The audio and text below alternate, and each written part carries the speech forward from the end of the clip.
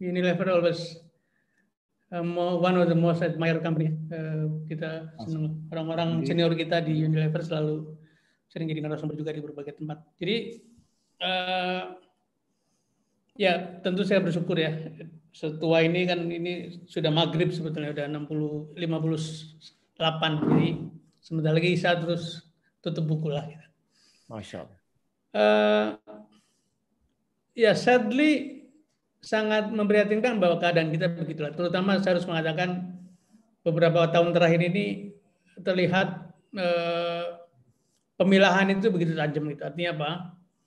Sepertinya ada suatu suasana di mana orang-orang yang coba pegang prinsip itu tidak hanya out of picture tapi juga distigmakan dengan stempel-stempel tertentu gitu. Itu dan hari ini puncak dari semua itu adalah terjadi di Kuningan di KPK.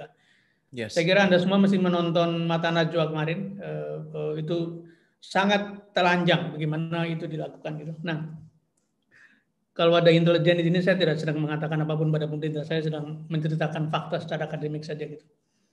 Karena saya adalah dosen leadership, jadi saya boleh ngomong dari segi kepemimpinan. Silakan, Pak.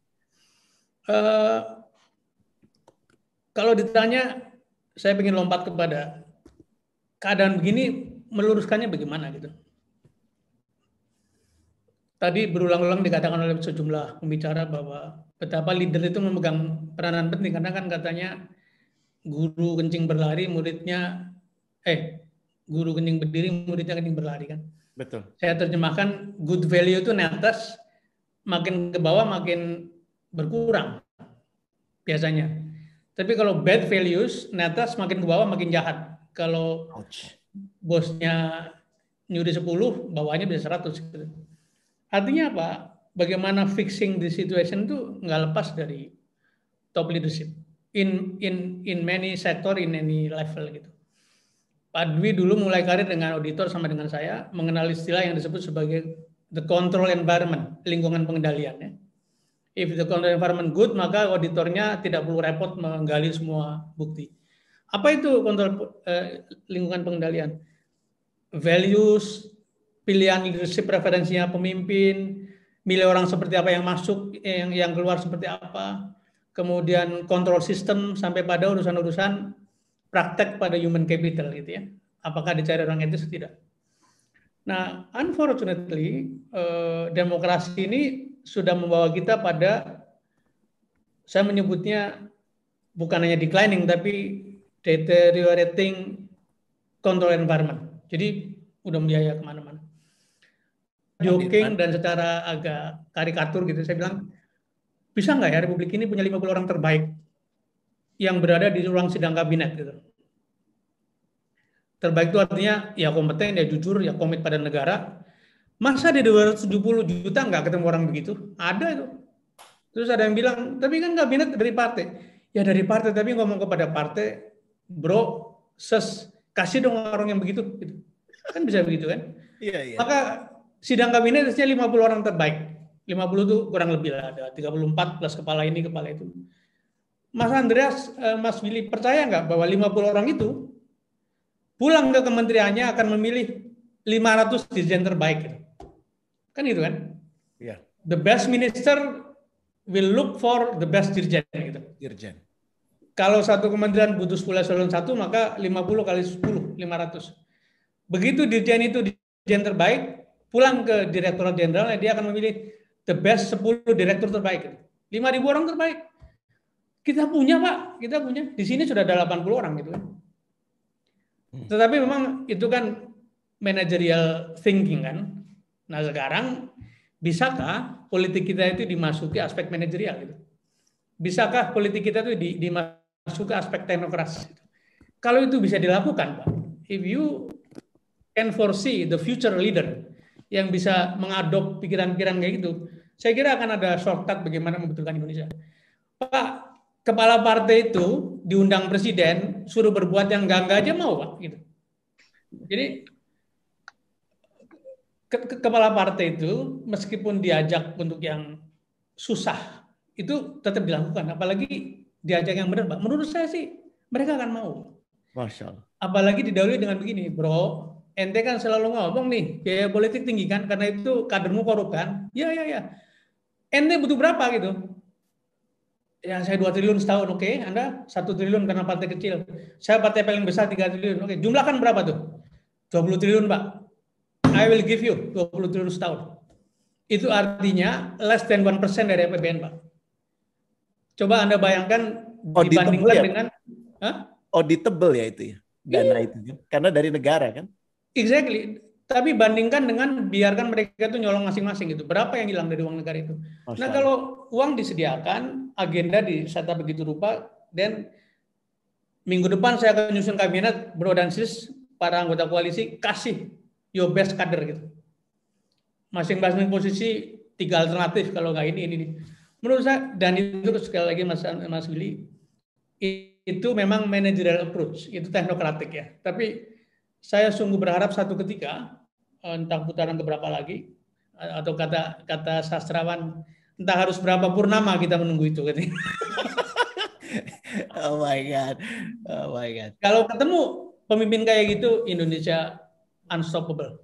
Amin. Insya Allah. Rene, sorry saya interrupt. Boleh Pak. Kalau yang statement soal triliun-triliunan tadi itu, kenapa Pak Dirman begitu yakin bisa gitu?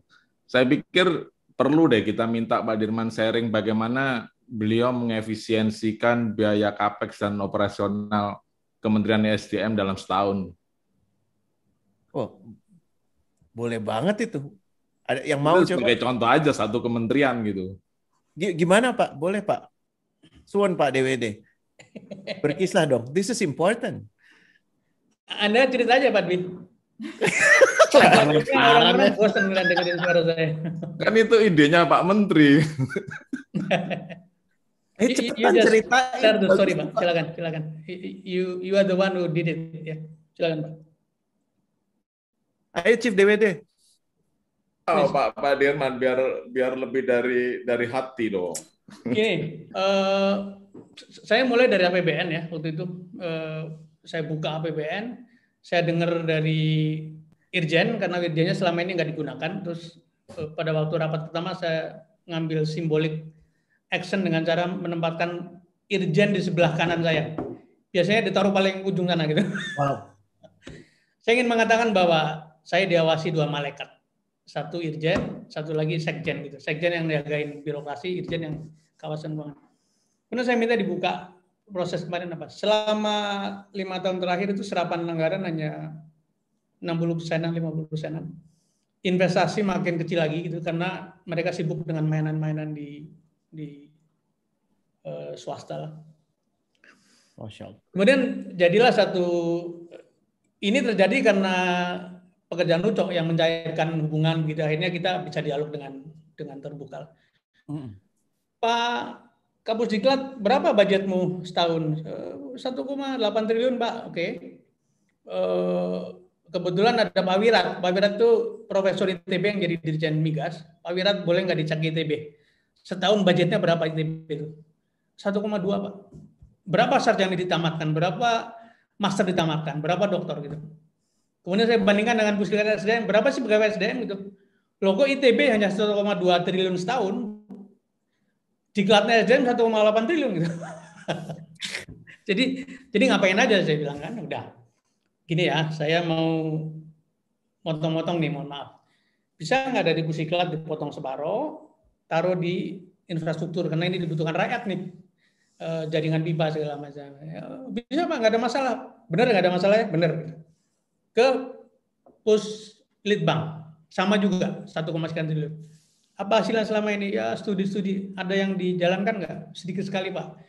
Kalau saya potong separuh, kira-kira gimana? Oh masih jalan, nggak ada masalah. Potong separuh, masukin ke pipa gas. Jadilah Prabu Mulih kota itu dapat pipa gas segala macam. Exercise ini kemudian saya ceritakan pada BUMN gitu. Why we can do this? Karena menterinya nongkrongin rapat anggaran setahun 24 kali gitu. Wah. Katanya mungkin ada orang SDM di sini. Katanya dulu saya tidak bermaksud mengatakan hal yang jelek. Dulu Pak Menteri nggak sempat ngeliatin anggaran Pak. Lah, ukuran kinerjanya kan anggaran terus kalau jadi gimana? So I put attention dengan sangat ketat dan nunjukin bahwa ini bukan urusannya PPK Eselon 3 loh. PPK itu pejabat buat komitmen. Ini urusan saya disebut sebagai penanggung jawab anggaran gitu. Kan gitu kan? Ya. Ternyata bisa, dan saya ceritakan pada BUMN, akhirnya masing-masing BUMN ngambil inisiatif, dan Dwi karena bertanggung jawab atas aset dan procurement disisir hal itu satu-satu, begitu ternyata hasilnya luar biasa. Dan I think you should say the number yang Anda sampaikan. Nah, ketika sampai pada Petral, itu ucapannya Pak Disjito bahwa ketika Petral dibubarkan dengan tindakan-tindakan yang sangat baik lah, diaudit dulu segala macam. Kata Pak Disjito di koran dimuat, setahun bisa hemat 12 triliun Pertamina. It's only one signature gitu ya, dengan kata-kata bubarkan Petral gitu. Gila. Wah. Wah. Jadi Pak, negeri ini luar biasa kaya Pak. 2.500 triliun itu is not small money, it's big money. Jadi kalau kita ketemu tangan-tangan yang bersih, yang bersih gitu ya, negara kita luar biasa lah sebetulnya. Saya mohon Pak Dwi menceritakan agak detail bagaimana Capex di Pertamina dan sebagainya itu OPEX itu dihemat karena tindakan-tindakan yang sama. Please Mas Dwi. Jangan dilempar lagi Pak Dwi, ayo. Jangan. Ya, karena ini instruksi ketua tim, apa boleh buat lah. Ya, jadi kan di 2015 ya, ini pada 2015 itu kan pada saat harga crude oil kan jatuh banget ya, sampai hampir di bawah $30 per barel. Dan memang almost ya struggling banget lah. Nah, pada saat itu satu-satunya jalan memang kan harusnya ada efisiensi. Nah, salah satu yang disebutkan Pak Dirman tadi, yang pembubaran Petral itu kan memang masuk di dalam nawacitanya Pak Jokowi kan pada saat itu. Gitu. Itu terjadi, dan tahun 2015 itu saya cukup ingat angka-angkanya, tanggal-tanggalnya gitu ya. Akhir Desember 2015 itu kita bisa saving dengan melakukan import sendiri, itu dari divisi integrated supply chain yang tadi disebutkan Pak Dirman pada saat beliau akan membenahi dulu gitu 2009. Itu savingnya bisa hampir 255 juta US dollar, dan itu audited ya, dalam waktu 7 bulan, karena kita membubarkan Petral itu Mei 2015. Ya.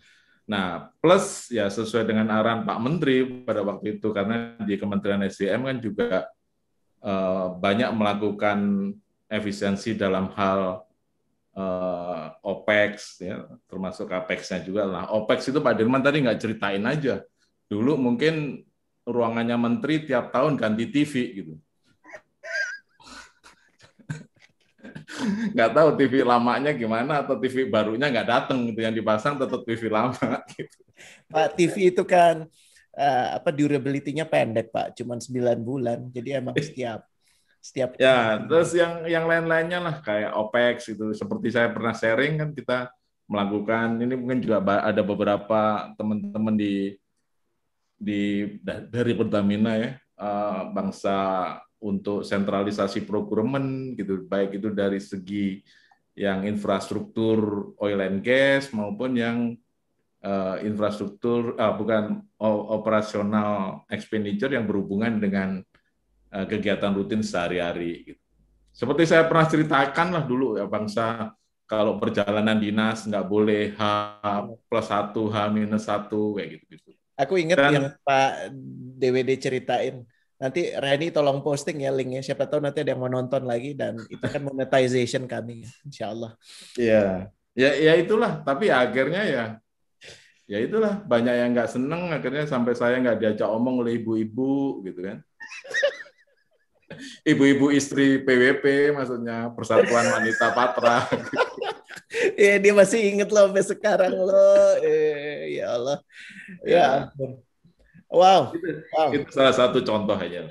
Ini kalau cerita-cerita perangnya ya, nggak ngebayang sih, dahsyat banget ya. Karena zona perangnya juga juga gokil. Tapi kayaknya Dan lucunya juga dulu pada waktu ISC 2009 mau dibenahin Pak Dirman tuh saya auditornya. Karena pada waktu itu jadi memang itu apa L4 ya Pak, lo lagi gitu ya Pak. dan topiknya itu juga gitu. Ya Allah, ya Allah. Itu Ampun. sedikit sharing. Baik, saya mau kasih kesempatan buat dari tadi saya baru sadar yang dominan suara laki-laki ya. Pengen dengar suara perempuan dong. Di sini ada ya, ada Winda, ada Bu Feb kalau Bu Feb masih ada ya. Terus ada siapa lagi nih? Ibe kalau nggak salah tadi juga ada ya. Ayo ladies, please ask question. We want to hear female voice. Baik, selamat malam Pak Dirman, Coach Rene, Coach Dewi. Ini semuanya coach semua nih. Menarik banget ya ceritanya Pak Dirman. Saya Winda Pak, di guide sama Coach Rene di pelabuhan saya Pak. Ya, Bapak tahu lah ya Pak, kalau pelabuhan seperti apa Pak. Oke, gimana sih Pak menyiasati office politik gitu loh Pak, terkait dengan integritas juga nih Pak. Itu kan juga mungkin pengalaman Bapak banyak banget lah. Tadi cerita juga dari Coach DWD terkait dengan Petra dan segala macam ya Pak. Terima kasih Pak. Sama apalagi kalau SP, ya terus terang sih SP tuh kalau bukan SP-nya kayak Mas Muhsin ya, beda kali ya. Kalau SP-nya Mas Muhsin mah keren lah. Menyamakan persepsi SP dengan manajemen supaya SP itu sebenarnya bisa membantu manajemen untuk meningkatkan produktivitas sih Pak. Terima kasih Pak. Terima kasih Mbak Winda. Saya menjawab Mas Rena atau gimana? Monggo Mbak Pak SS. Office politik practically mau sekecil apapun organisasi pasti ada lah. Itu kan pada bagian dari the soft part, jadi bagian yang soft dari organisasi. Jadi mungkin pertama-tama kita harus menempatkan diri mau apa nih, mau menjadi bagian dari politicking di situ atau mau menyiasati politicking gitu. Ya saya sudah seumur ini barangkali tidak sekonfrontatif zaman dulu. Karena kebetulan tugas-tugas saya memang rada aneh-aneh semua gitu. Misalnya bukan aneh ya. Bahasa akademiknya itu banyak sekali urusan reform lah di tempat-tempat yang saya kerjakan. Jadi mau nggak mau itu pasti akan ngadepin begitu. Yang rumah dilompatin pagernya malam-malam subuh-subuh gitu ya. Mobilnya dinaikin atapnya segala macam. Atau dikasih WA, dikasih SMS pada waktu itu. Sudirman manusia juga kan gitu. Atau pada waktu di SDM kan sampai teman-teman baca semua ada peluru nyasar segala macam. Yeah. Jadi itu tekanan yang paling ekstrim dan saya melihatnya itu hanya teror untuk nakut-nakutin kita. Kenapa? Karena kalau mau bunuh sebetulnya they can easily did it. Saya nggak pakai pengawal kemana. Masya Allah. Gitu. Nah, kalau kita pertama kali menempatkan diri sebagai saya mau mengelola office politik sebagai kenyataan, tapi saya tidak ingin ikut dalam office politik. Dan you set position kan gitu kan.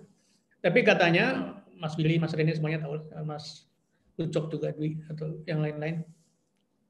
Memang pertama-tama kita mesti assess lingkungan, siapa teman kita nih gitu. Kalau kita menempatkan diri sebagai agent of change, maka you have to assess yourself seberapa kuat, temannya siapa-siapa, atas bawah kiri kanan, terus pelan-pelan bangun koalisi gitu. Karena itu menjadi kebiasaan saya, Mas Rene. Biasanya bulan-bulan pertama itu saya berusaha menyempatkan diri membawa beberapa orang kunci traveling. Because during traveling itu kelihatan ya Pak. Itu dari mulai yang bangunnya kesiangan, ngomongnya apa, cerita segala macam, ada proses membuka diri, disclosure segala macam. Jadi nanti dalam waktu sekian bulan itu sudah terlihat siapa teman-teman kita. Selebihnya ya sudah. Kalau kita kebetulan di posisi tinggi barangkali lebih mudah. Yang repot kan ketika kami di tengah atau di bawah gitu. yang membuat kita survive lagi-lagi adalah teman-teman gitu. Jadi mapping atas, bawah, kiri, kanan 360 derajat tuh penting. Sudah itu sambil jalan. Tapi yang tidak boleh kita lupakan menurut saya adalah jangan panik kalau misalnya kita ditekan-tekan. Barangkali mental model kita untuk jaga confident. Saya punya pelajaran begini. Orang yang tidak secure itu biasanya agresif. So if you are seeing somebody being aggressive to you, maka itu orang sebenarnya tidak secure gitu. Dan kalau memang bisa dikelola dengan soft, kita kelola. Tapi kalau satu ketika butuh konfrontasi, ajak mojok aja gitu. Ente maunya apa nih gitu? Ente maunya apa nih? I try to behave to you, I try to be nice to you, tapi kok Anda begini gitu, maunya apa? Nah itu biasanya showing the courage, itu penting untuk memberi pesan bahwa yang kita kerjain itu bener loh. Kalau Anda mau ikut ayo, kalau enggak, then one day kita berhadapan gitu. So you're not avoiding confrontation ya, Pak? Posisi di bawah bisa-bisanya, tapi kalau satu kali harus, karena itu akan spreading pesan tuh bahwa Mbak Winda ini rupanya begitu tuh udelnya ada gitu ya misalnya gitu. Itu akan jadi message bahwa gitu. Masya Allah. Kalau boleh saya cerita sedikit. Boleh Pak. Mengapa saya putus pertama kali itu Dirjen Migas? Karena kenapa diputus Pak? Saya cut pertama kali. Iya. Itu first week of my position. Karena Dirjen Migas itu diceritakan the untouchable. Koneksinya dengan Jateng, dengan ini, dengan itu gitu ya. Kemudian misalnya namanya Dwi gitu, namanya nih. Saking aja nggak apa-apa. Saking notoriusnya, dia tidak disebut sebagai Dwi Daryo tapi Dwi Garong gitu. Serius? Ya, yes. Karena udah nggak ada ini ya, udah terbuka aja gitu. Tuh kan? Kan sensitif lagi nih, ini lagi. Begitu ada di SM. Dan sering sekali bukan hanya hanya minta uang, tapi mindahin saham gitu. If you are managing wilayah kerja minyak gitu, terus minyak sudah jalan, orang itu dipanggil, kasih sekian persen kepada si Anu gitu. Jadi orang ini sangat terkenal luar biasa. Dan pada minggu pertama kebetulan saya punya dokumen bukti dari JEN, dari UKP 4, merah semua tuh nilainya. Ada kasus-kasus pemalsuan barang bukti, pemalsuan uang jaminan segala macam, yang itu tidak pernah berani ditindak oleh leadership zaman sebelumnya karena memang mungkin ya bareng-bareng lah gitu. Jadi minggu pertama saya panggil orang itu, Pak Dirjen, Anda tahu tugas saya sulit gitu. Saya mesti melakukan tindakan yang mungkin tidak nyaman. Di sebelah saya Dirjen, di sebelah saya Sekjen. Depan Pak Dirjen. Ini sebelah saya Pak Dirjen, jelaskan situasinya, jelaskan kasus. Pak Dirjen, Pak Sekjen tahu iya Pak. Jadi saya minta Anda mengundurkan diri untuk membuat saya bisa melakukan pembaruan atau penyegaran. Wow. Tapi kalau tidak bersedia, saya akan memberhentikan Anda juga. Sekarang di mana? Kalau mau aman-aman saja, silakan mundur. Nanti saya umumkan bahwa Pak Dirjen akan punya urusan lain karena itu mengundurkan diri. Itu akan lebih enak bagi Bapak. Dia agak apa istilahnya itu ngebluff lah. Saya mundur dari pegawai negeri atau dari jabatan? Nggak ada mundur dari pegawai negeri Pak, mundur dari jabatan. Tadinya kan saya mau di-trap tuh, kan bisa masuk ke urusan PT UN. Akhirnya ya sudah, Pak Dirjen jangan pulang sampai surat pengunduran diri ditandatangan. Pak Sekjen menulis itu, nanti sebelum zuhur saya sudah terima itu. Hari itu Pak, geger saat dunia Pak. yang diambil yang begituan dulu gitu. That is the message bahwa we are taking this seriously gitu.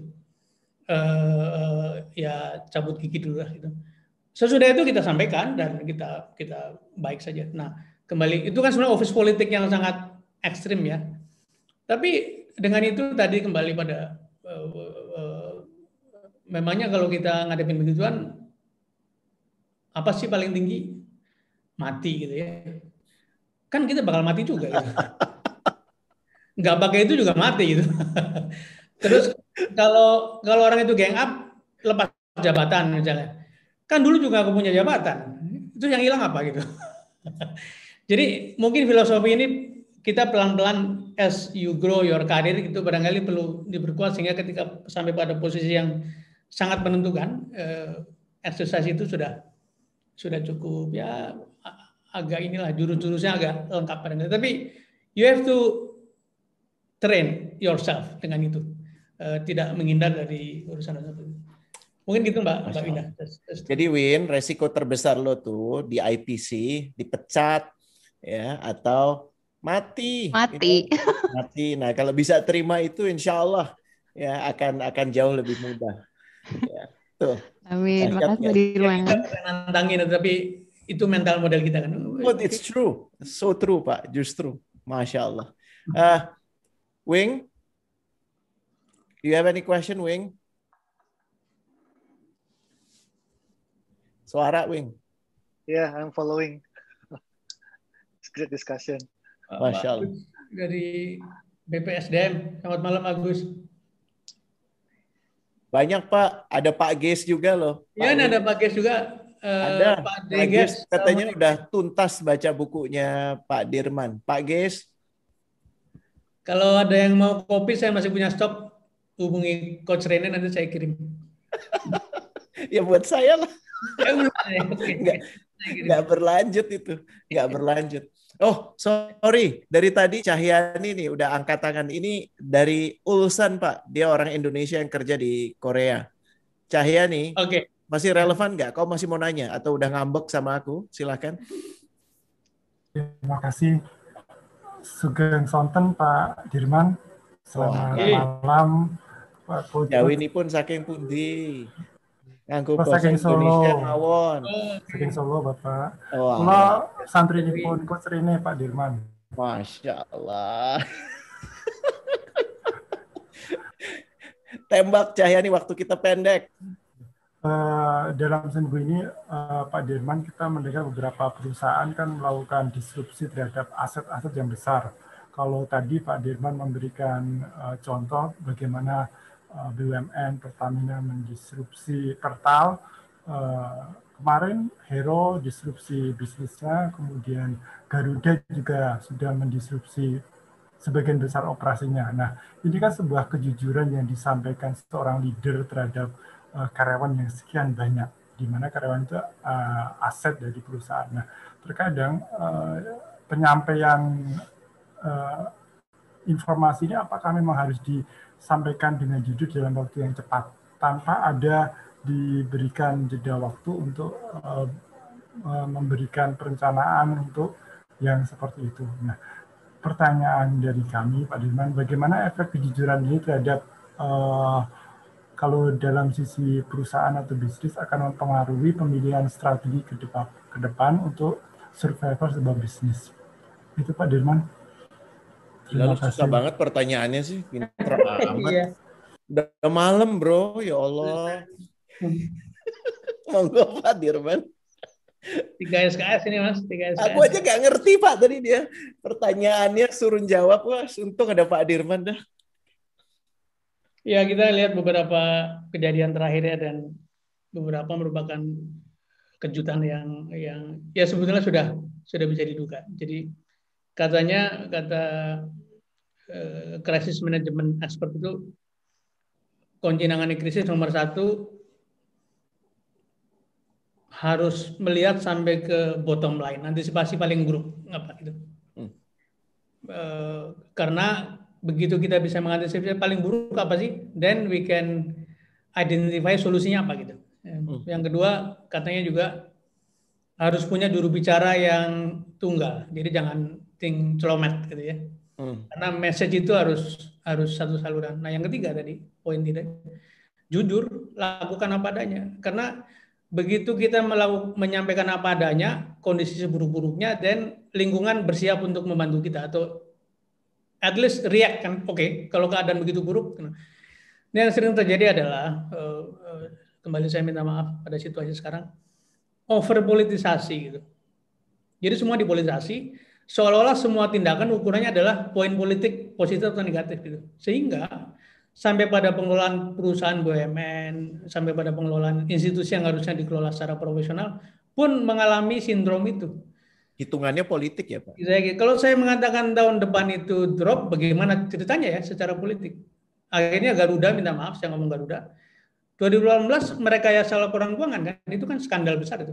Nah kalau ngomong Garuda sebetulnya hitnya itu pada waktu beli pesawat leasing gila-gilaan, kemudian di markup, beli tetelan, beli mesin, beli badan segala macam, you know the cases gitu. Yes. Nah yang kemarin ketika keadaan memburuk, dibuatlah satu rekayasa seolah-olah ada pendapatan yang harusnya pendapatannya 15 tahun, ditarik ke depan, diakui, ya jeblok lah gitu. Yeah. Itu kan sebetulnya you don't tell the truth gitu ya. Ngakali. Tidak menyampaikan apa yang terburuk, akhirnya begitu tidak bisa dibantu sama sekali, baru terus serang, semua orang kaget, shock gitu. Itu sebetulnya sedang menutup partisipasi untuk membantu Anda gitu. Tapi kalau Anda bisa jujur mengatakan, bro situasinya begini ya, mungkin kita akan ada bumpy road gitu. Kan orang langsung pegangan kan gitu kan, jadi nggak ada kejutan. Tapi kalau kita berusaha nutupi terus, tahu-tahu diceger gitu, itu memang sakit sih. Jadi, nah kembali makanya betapa hebatnya fungsi integrity itu dalam setiap baris dari karakter yang diperlukan kan. Yeah. If you remember salah satu periset di bidang leadership itu belasan tahun melakukan riset, selalu ternyata kejujuran itu paling tinggi yang dikehendaki oleh masyarakat. Yeah. Baik di publik, di private maupun di even di NGO. Jadi mungkin gitu. Makatan Mas Windarto, nyuwun ngapunten mboten saged jawab ingkang saya. Istriku dari Medan langsung protes, kalian ngomong apa? Kalian cakap apa katanya? Roaming katanya, roaming. Roaming langsung. Kawan-kawan, kita mindful waktunya Pak Dirman, 9 menit lagi kita akan akhiri obrolan ini. Ya, saya mau nyapa dulu beberapa kawan tadi, Pak Gis, mudah-mudahan masih ada di sini kalau bisa. Hai, Pak Gis. Nyalain dong Pak, biar bisa ngobrol sama Pak Dirman, dua favorit saya. Sebenarnya jelek kalau saya nyalain itu langsung blank lagi. Oke. Tapi saya mau bicara begini. Boleh Pak. Pengalaman sedikit. Jadi saya kenal Pak Dirman itu beberapa tahun yang lalu. Tahu nggak Pak Rene kesan saya apa Pak Dirman? Apa Pak? Ini orang sengak Ya menteri Pak, wajar lah. Belum jadi menteri saat itu. Belum. Jadi dalam pikiran saya, ini orang sengak pasti asik nih. Modelnya sama kayak gue nih. Gue kan sengak orangnya. Pasti ini orang bener nih. Saya sembunyikan muka deh. Lanjut Mas Guys. Terus saya mengikuti terus lah, berawal dari para Madinah, terus masyarakat transparansi sampai kemana-mana saya ikutin terus sampai pada jadi menteri. Wah, babak belur nih pasti nih. Dan bener.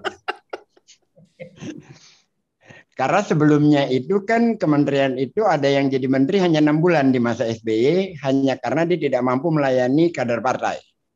Iya, betul. Jadi dipilih hanya 6 bulan gitu loh. Jadi memang itu kementerian kan dipakai untuk untuk alat pemberdayaan partai lah kira-kira kayak gitu. Jadi begitu Pak Dirman dipilih di situ, sih langsung katakan babak belur nih orang-orang di dalam. Sama persis seperti di Ancol sekarang babak belur karena ada Pak Rene. Bahkan dia buang body ke gue, nggak asik banget. You share the burden, Pak Ges. Tapi gini. Apa sih? Saya ingin bertanya sederhana aja sebenarnya. Silakan, Pak. Dalam situasi seperti sekarang ini pertanyaan yang nggak sederhana ya. Bisa nggak sih kita nggak kehilangan harapan? Wow. Silakan Pak Dirman, karena masih 3 tahun lagi kondisinya. Iya. Gimana caranya kita menjaga untuk tidak kehilangan harapan gitu dalam suasana yang seperti ini, pengadilan Habib Rizik, KPK segala macam gitu. Ini saya yakin ada Pak Dirman, ada Pak tahun lagi. Ges, followernya limitless, belum tentu nambah, tapi viewershipnya udah pasti nambah. Ya. Karena samberannya dahsyat. Nggak apa-apa, demi monetization asik. Saya suka tuh Pak Ges pertanyaannya. Masihkah kita bisa berharap? Ya. Silakan Pak Dirman, terima kasih banyak. Salam hormat dan respect dari saya. Udah lama banget saya respect. Iya, udah lama nggak ketemu. Terakhir ketemu di Jogja ya. Iya betul. Insyaallah. Pertama, enggak lah kita nggak hilang harapan karena nomor satu memang ada pilihan lain gitu. Punya harapan aja belum tentu nyampe gitu ya. Jadi we have to have a hope gitu satu. Yang kedua gini. Saya baru baca buku judulnya asik, judulnya adalah How to be a good ancestor. Bagaimana menjadi pewaris yang baik. Saya nanti forward e-booknya. Terus ada anak judulnya The Extreme Recipe to Think Long Term gitu, untuk berpikir jangka panjang gitu. Jadi yang harus dihindari oleh orang-orang kayak kita adalah menjajah masa depan artinya. Menjajah masa depan artinya apa?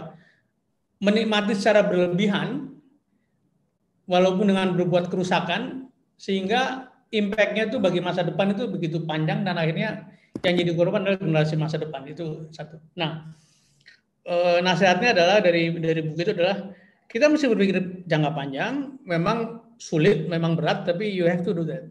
Nah, be mindful bahwa mengapa ada S-curve. Ini orang project management pasti tahu S-curve itu apa. S-curve ya. Katanya the wisdom of S-curve itu bahwa nothing lasts forever. Gitu. Nggak ada yang last forever. Empire Roman yang segitu gila gitu ya, ambruk juga gitu. VOC ambruk juga. Orde Baru ambruk juga gitu.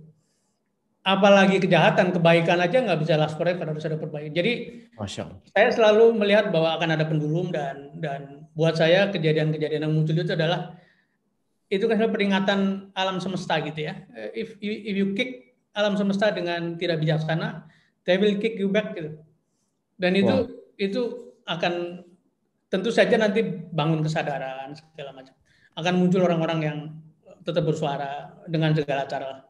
Sekarang mungkin takut, tapi mungkin nanti sebentar lagi ada jalan untuk menyampaikan. Jadi, Mas Ges, menurut saya kita tidak harus kehilangan harapan dan akan selalu muncul gitu. Mengapa ada Novel Baswedan? Memang siapa yang nyuruh? Nggak ada gitu. Mengapa ada, katakanlah dulu pada waktu 98 ada, saya tidak menyebut, tokoh reformasi lah, saya sebut namanya siapa. Mengapa ada Soekarno-Hatta pada waktu tahun 45? Mengapa ada Ki Hajar Dewantara pada tahun 1908? Mereka tidak pernah ada nyuruh gitu. Jadi sejarah akan selalu memunculkan orang-orang yang menyelamatkan tidak saja suasana sekarang, tapi juga the future. Saya kira akan muncul orang seperti itu dan barangkali tugasnya adalah ya sudah kita sebagai orang sadar terus-menerus tadi bertanya seperti Mas Ges, jangan berhenti merapatkan barisan, diskusi seperti ini, memperbanyak orang yang punya pikiran yang sama gitu. Ada ini kan ada istilah tipping point gitu, bagaimana caranya menggerakkan orang-orang yang satu pikiran. Masya Allah. Teknisnya bagaimana? Teknisnya I think organization is important ya, Mas Rene. Jadi institusi itu penting karena disitulah tempat kita menghimpun pikiran, menghimpun orang, sumber daya. Jadi any organization pasti akan muncul leaders dan makanya jangan berhenti jadi aktivis menurut saya. Dan saya kira Mas Ges is one of the forever activists. Indeed, Pak. Indeed. Activist by heart. Mengapa ada Ges Khalifah? Mengapa ada Sudirman Said? Mengapa ada Willy Sailan? Mengapa ada DWD? Mengapa ada Wing? antariksa dan nggak ada kebetulan yang mengatur kita semua bertemu di sini malam ini. Pak Dirman, thank you so much for your time. Ini udah 1,5 jam kita ngobrol. Thank you so much. Do you have any notes, message? Ada amanah kopinya mau dikirimkan kepada siapa gitu atau jadi kita akan aturkan ketemu kopi darat dalam waktu dekat nih. Pak Willy kayaknya sih abis kepenatan RUPS kayaknya kita ajakin ngopi, menyenangkan juga. I think he needs to jump the fence sometime soon insya Allah ya. Ini kurang ajar banget ya si Rene ya karena menutup dengan cerita yang sangat menyentuh Mas Rene. Okay. Jadi pada waktu awal-awal itu kembali case-nya SDM.